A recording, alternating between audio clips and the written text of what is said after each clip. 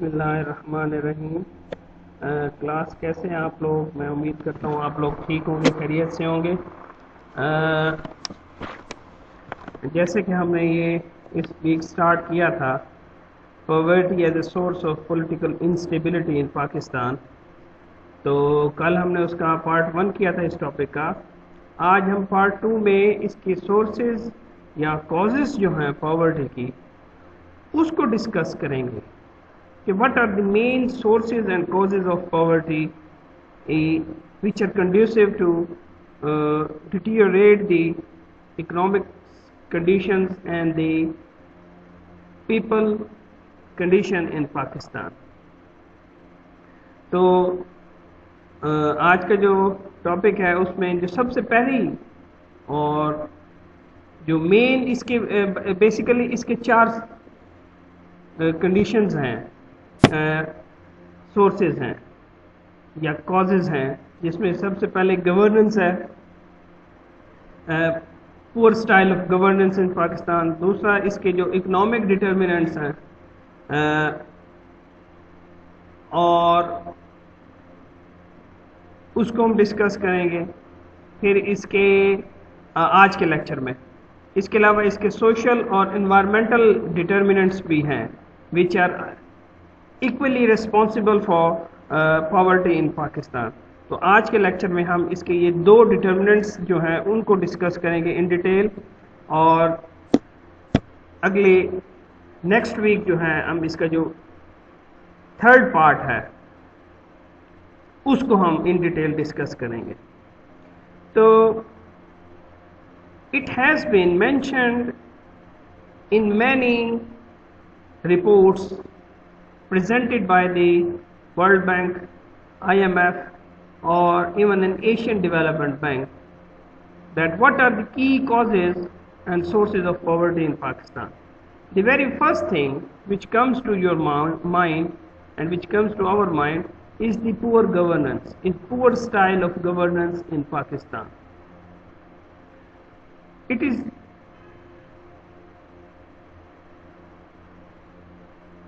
I'm not saying poor governance is the only source of poverty in Pakistan. There are some economic factors, social factors, and the slowing of gross domestic product growth rate in the last few decades are equally important for the cause of poverty in Pakistan. The poverty is impacted in the growth of Pakistan is due to number of factors. Some factors are general, which severe and intensify the situation of poverty in Pakistan. But there are some factors which are the cause of poverty. So we are discussing here governance. So what is governance? Governance can be defined as a way, a style, or a manner in which power is exercised in the management of country's social economic resources for development. So this is the definition of governance. Good governance is the capacity to turn public income into human development outcomes. Good governance is the essential precondition for pro-poor growth in the economic situation of any country. if you have a poor governance, if you have a poor management in the country,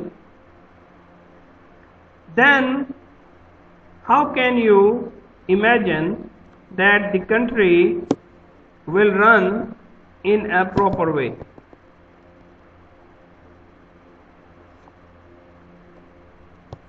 In the 1990s, we can witness that the growth rate had clearly emerged in Pakistan development. There was less corruption, less political instability, which was conducive to for maintaining confidence in the public and the private sector, and it was less deteriorating economic growth. But in the last few decades, since especially the military coup of General Pervez Musharraf, the style of governance was very much affected.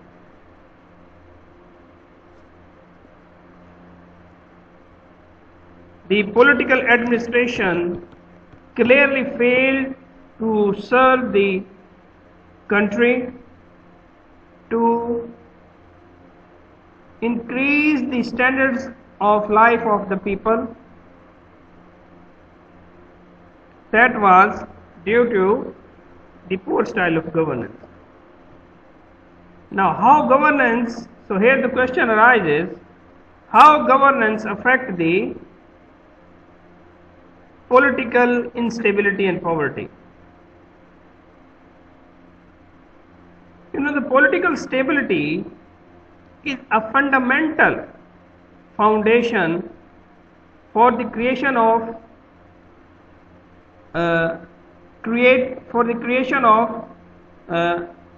lucrative business environment conducive to the growth and development of any country. And the economic agents are the investors. That investor could be a local investor and the international investor.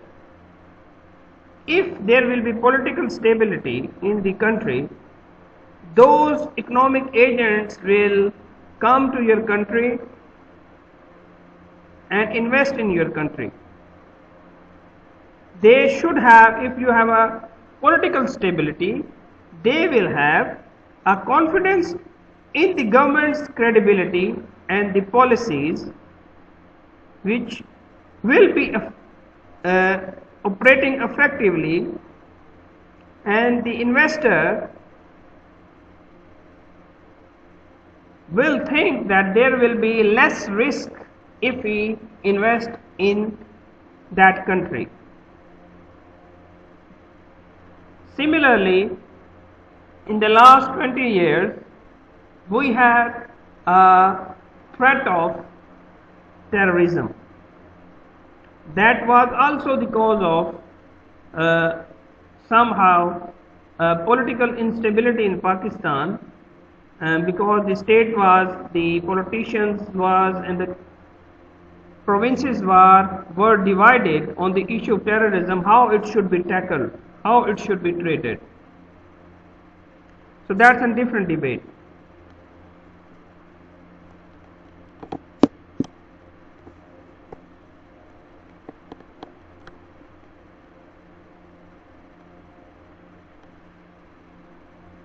The last 3-4 civilian governments which came into power,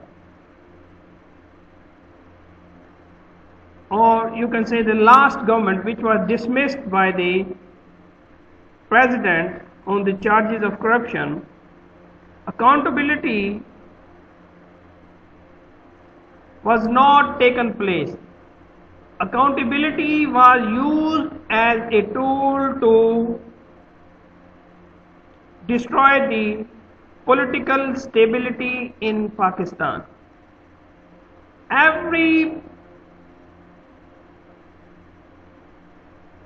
For example, accountability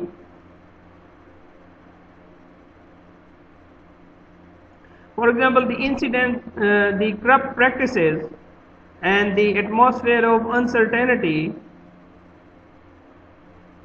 led the governments on the path not to work for the growth and development of the businesses factions of the society. That also discouraged the private investment in the businesses, that promoted the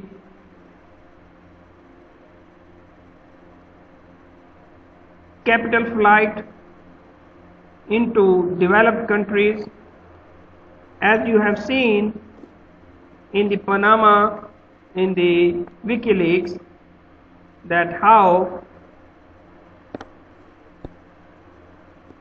the businessmen make their offshore companies and earning billions.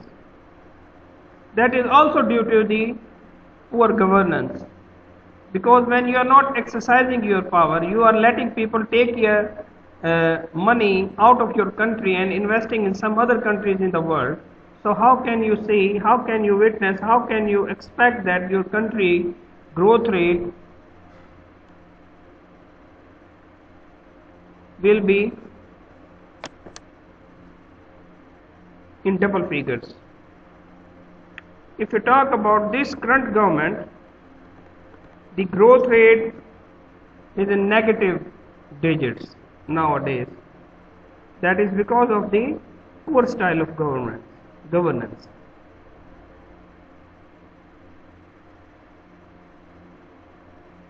There is another point called non-transparency in resources allocation.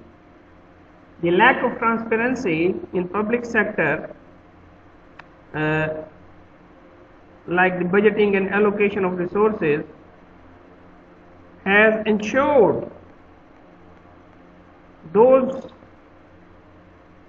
who do not constitute the political elite or unable to make political leaders and the government responsive to their needs or accountable to promises.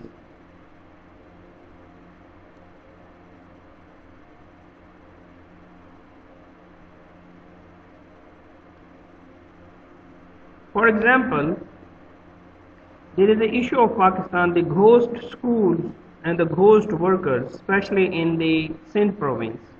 As many of you have heard that, actually there are workers, they're getting paid but they don't go to the work. And you have heard of the ghost schools as well, that there are schools on the papers but actually they don't exist in reality.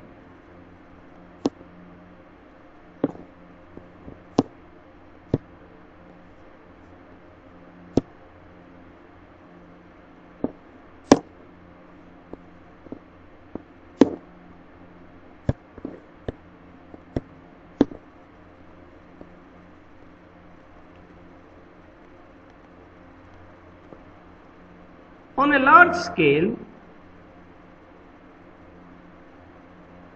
non-transparency in the management of public accounts and tendency to safeguard the interest of the groups at the expense of the larger public interest has also suffered the economy and governance style in Pakistan. For example, the governments did not impose agriculture income tax. Apart from this government, there should be tax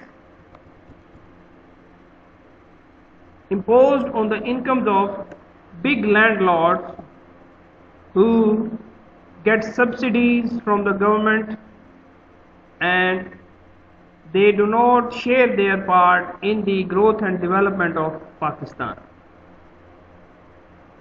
The third point is the weak public sector capacity. Country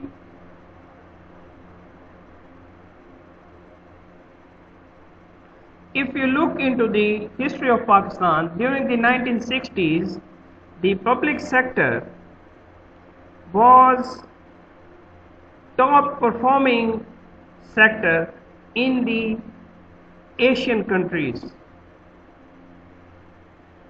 which has been destroyed significantly for several reasons. As you can see, the steel mill in Pakistan, it is facing crisis for the last many decades. They even don't have the funds to pay the wages of their workers. If you look into the PIA, it's a public sector organization. It is going in loss for the past many decades. This is also because of the political interference. Because when they are going to, there are some international standards that specific people should be against one aeroplane. But in Pakistan, there are more than 300 persons against each aeroplane. Apart from that, they should have a 50 or something for each plane. It includes pilots, management, cleaning, security, engineering, and everything.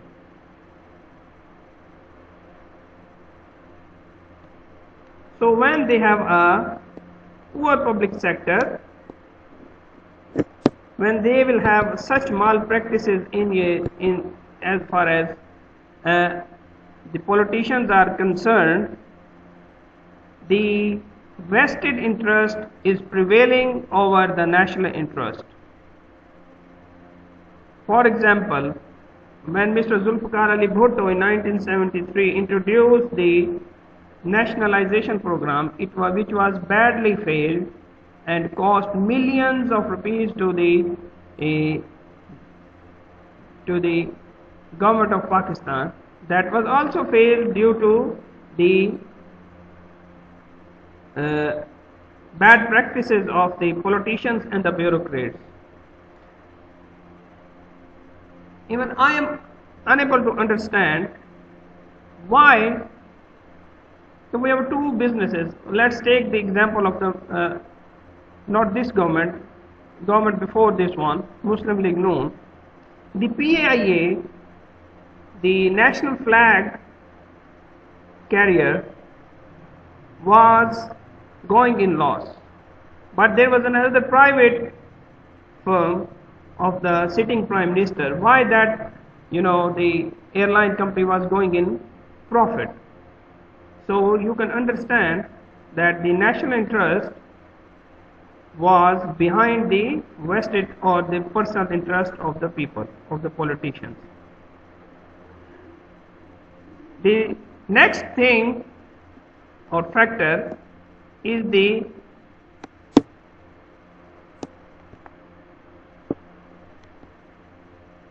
inadequate access to the justice, which is widely common in Pakistan. That is a key governance issue which directly contributes to the powerlessness of the poor, which widely shows the social and economic inequality in the society. That is also, as I've said, because of the poor governance. Because it is the politicians, it is the government duty to develop the institutions for that they are able to give justice, provide justice to all factions of the society.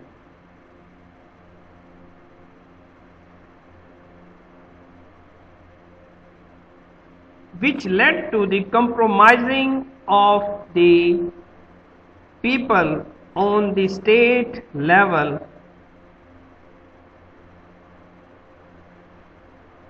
confidence that the state institutions can administer justice in a fair way or in an equitable manner.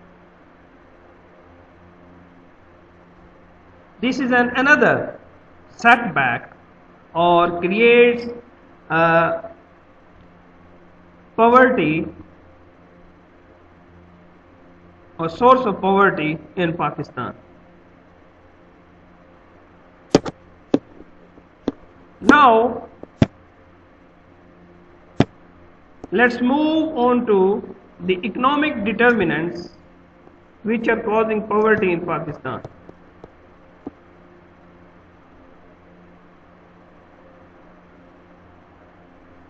The slowing down of economic growth in Pakistan during the 90s and even in this government as well is a key factor which rising poverty in Pakistan. When you have a declined growth rate in all the sectors,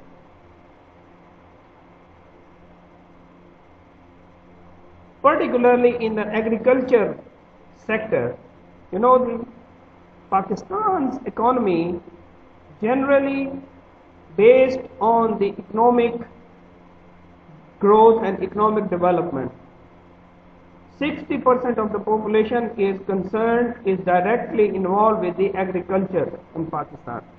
And we can say that we have a agriculture based economy in Pakistan.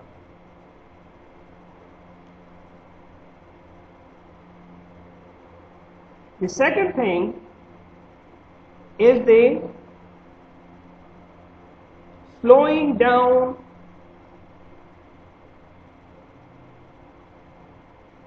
of investment in the labor intensive sectors such as the construction and the trade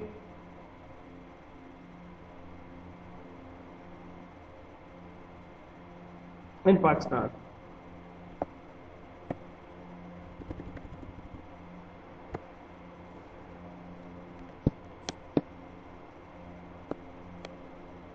The cause of poverty which is slowing down the growth may be divided into two categories. There are some structural causes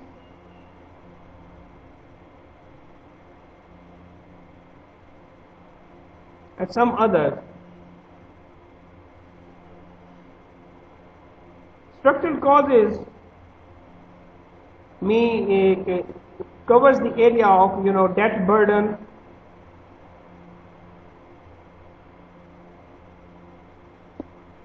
on the economy of Pakistan.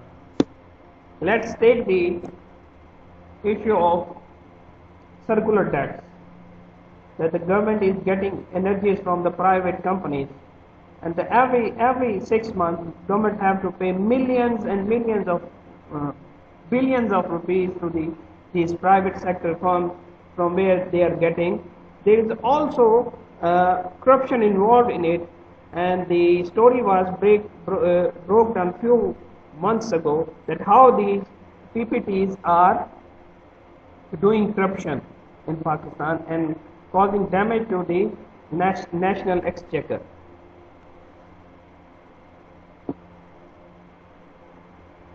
These adverse impact of these structural factors also causes ethnic and sectarian violence in Pakistan as well. Because how they are causing? Because there is a poor law and order situation in your country, and there is a high level of economic uncertainty and political uncertainty in Pakistan, and you don't know what is going to happen in the next moment. It can be happen. Anything can happen with anybody in Pakistan. I was reading in an article, there was a person who had a world's most largest cargo company in Pakistan. He had over 300 cargo ships, and nobody knows where that person is gone. And I was reading in the newspaper, he died in a village of Germany somewhere. So the situation is very, very bad. The next thing is the fiscal policy. Investment. Investment plays a very important role in the development of any country. When you have a lucrative environment, and that lucrative in economic environment is conducive, is connected to the political stability. When there is a political stability, that political stability is connected with the good governance, good style of governance. So all these factors are, have a connection with each other. Then all these things you have in your society, when you have a good law and order situation in your society, then the investors wants to invest in your country.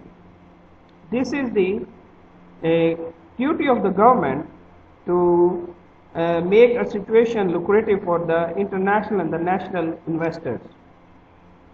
And investment is the key driving force for GDP growth. And if you don't have an investor in your country, your GDP will not flourish.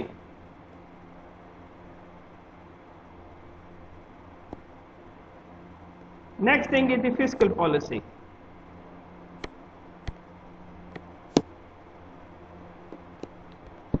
What is fiscal policy?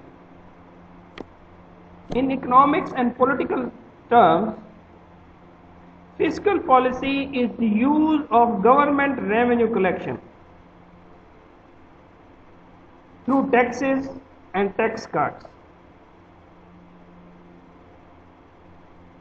and expenditures to influence country's economy.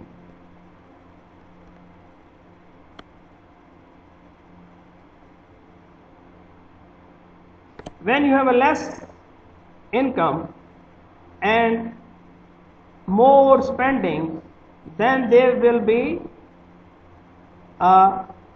increased debt on the burden of the country's economy. So if you have a balanced income and a balanced expenses, you will get collecting tax, direct tax and indirect from your country, and not giving subsidies to the country, then you will have a good economic growth rate in your country and good economic condition in your country. So this is a fiscal policy. Government do have a lot of fiscal options, and they have a lot of tactics used to maintain their expenses and collect more and more taxes. In case of Pakistan, more than half of their tax collection every year goes to pay the interest and the loan of Pakistan to regional and international institutions every year, billions of rupees. Then the subsidies is an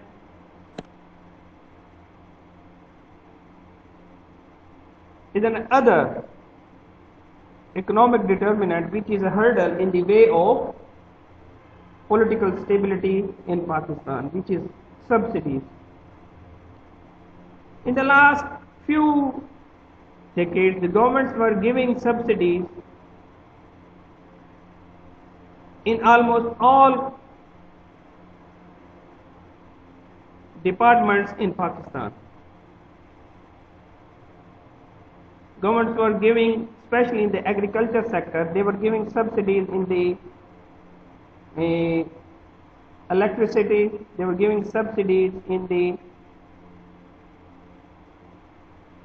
many other business community and etc. But the subsidy is effective when you are giving this facility to the sector which is contributing most importantly in the economy of your country, and that is the agriculture. Unfortunately, these subsidies were not given in the correct way. They were just giving, یہ بس اپنے لوگوں کو نوازنے کے لیے subsidies کا system Pakistan میں آج تک رہا ہے کہ امیر امیر تر ہوتا جائے اور غریب جو غریب تر ہوتا جائے، اور جو ایک مڈل کلاس ہے وہ اس چکی میں پیستی رہتی ہے، کام کرتی رہتی ہے ساری عمر، اور they cannot raise their standard of living. اب سبسڈیز کو ہم دونوں صورتوں میں اس کو انڈرسٹینڈ کر سکتے ہیں کہ یہ it is in a good way as well, it is in a bad way as well. یہ آپ کے ملک میں ترقی، اب برطانیہ کی میں بات کروں، وہاں پہ جو ایگریکلچر ہے اس کے اوپر جو ڈیزل یوز ہوتا ہے ایگریکلچر سیکٹر میں، اس کے اوپر حکومت جو ہے وہاں کی وہ سبسڈیز دیتی ہے ڈیزل کے اوپر. اب کیا پاکستان ایک ایگریکلچر کنٹری ہے، اس کی 60% سے زیادہ لوگ اس سے وابستہ ہیں، اس کی اکانومی کا انحصار خالصتاً ایگریکلچر کے اوپر ہے، لیکن یہاں پہ سبسڈیز نہیں دی جاتی. یہاں پہ آپ انڈیا کے مقابلے میں پاکستانی کسان کو بجلی زیادہ مہنگی دی جاتی ہے، بیج کے پرائسز ہمارے زیادہ ہیں، فرٹیلائزر ہمارے زیادہ ہیں، پیسٹیسائڈز جو ہے وہ 2 نمبر بھی ملتی ہے، اور ریٹ سب سے زیادہ ہمیں ملتے ہیں اگر ہم اس کو انڈیا یا چائنا کے ساتھ کمپیئر کریں. تو اس سے کیا ملک ترقی کرے گا؟ تو آپ خود سوچ سکتے ہیں کہ سبسڈیز سے بیڑا غرق کیوں ہے پاکستان کا. اب بچوں اس کے بعد ہے نیکسٹ امپلائمنٹ. اب پاکستان جو ہے اس کی مور دین 50-60-70% آبادی جو ہے وہ نوجوان لوگوں کے اوپر ہے. انفارچونیٹلی اس میں کچھ ایسے جو انسکلڈ لیبر ہے، اور بہت تھوڑی ہے جو اسکلڈ لیبر ہے، جو مغرب، جو مڈل ایسٹ میں، سعودی عربیہ، مڈل ایسٹرن کنٹریز میں جا کے اپنا جو ہے وہاں پہ کام کرتے ہیں اور بلینز آف ریونیو جو ہے پاکستان بھیجتے ہیں. اب جب آپ کے پاس پور اسٹائل آف گورننس ہوگا، پولیٹیکل انسٹیبلٹی ہوگی، آپ کے پاس جو فسکل پالیسی ہے وہ آپ کی ناکام ہوگی، آپ کے خرچے آپ کی آمدن سے زیادہ ہوں گے، آپ کے جو لونز ہیں، قرضے ہیں بیرونی یا اندرونی، وہ آپ کی جی ڈی پی سے زیادہ ہوں گی اس کی ریشو. تو آپ امپلائمنٹ کس طرح کریٹ کریں گے؟ آپ کے ملک میں کون آ کے انویسٹمنٹ کرے گا؟ جب انویسٹمنٹ نہیں ہوگی تو جاب کریشن نہیں ہوگی، جب جاب کریشن نہیں ہوگی تو انمپلائمنٹ بڑھے گی، انمپلائمنٹ بڑھے گی تو غربت بڑھے گی، غربت بڑھے گی تو اس سے آپ کی ایجوکیشن کس طرح لوگوں کو دیں گے، ہیلتھ فیسلٹیز لوگوں کو کس طرح سے دیں گے. تو یہ سارے مسائل کھل کے سامنے آ جائیں گے، ابھر کے آپ کے سامنے آ جائیں گے. اب اس کے بعد جو ہے بچوں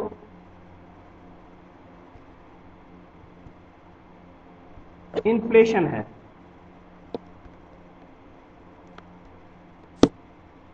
اب جب انفلیشن ہوگی آپ کے ملک کے اندر زیادہ، انفلیشن ہوتی کیا ہے؟ It is a regressive tax on household incomes. اس سے کیا ہوتا ہے کہ آپ کی پرچیزنگ پاور جو ہے وہ بالکل ختم ہو جاتی ہے یا کم ہو جاتی ہے. افراط، جس کو آپ افراط زر بولتے ہیں.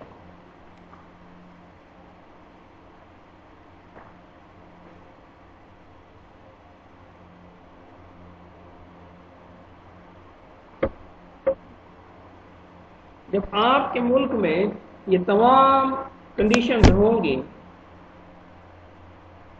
اب جس طرح 1997 میں آپ کی جو انفلیشن تھی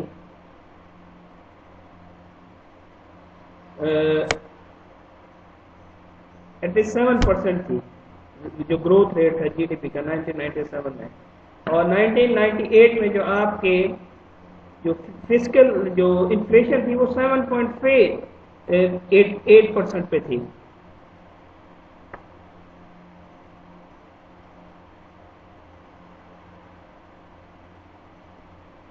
اس میں پھر آپ کی انٹرنیشنل جو کموڈیٹیز ہیں، انفلیشن کا آپ کا ایک یہ فیکٹر بھی ہوتا ہے کہ اگر انٹرنیشنلی کموڈیٹیز کے پرائسز چیپ ہوں تو آپ کے ملک کے اندر اس انفلیشن جو ہے اس کا ریٹ کم ہوتا ہے، انفلیشن کم ہوتی ہے.